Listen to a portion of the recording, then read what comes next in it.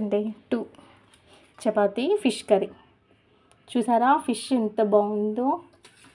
ఇదిగోండి fish head అనమాట.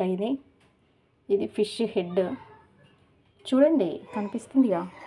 ఇదిగోండి ఫిష్, ఓకేనా. ఫిష్, ఇదంతా ఫిష్ కర్రీ. ఇదిగోండి చాలా బాగుంటుంది టేస్ట్. ఫిష్లో ఒమేగా 3 ఫ్యాటీ ఆమ్లాలు ఉంటాయన్నమాట. హెల్త్కి చాలా మంచిది. ఇదొకటి ఫిష్ సూప్. నేను సూప్ పెట్టినాను. చపాతీలోకి ఫిష్ చాలా బాగుంటుంది. రైస్లోకి కూడా చాలా టేస్ట్ ఉంటుంది.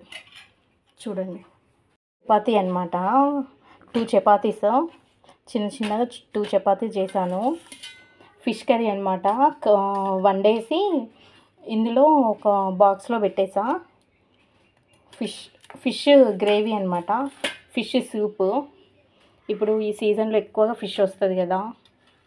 ఇదిగోండి ఫిష్ దిగుతుందా ఫిష్.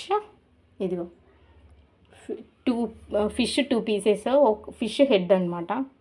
ఇదిగోండి fish curry. I like fish.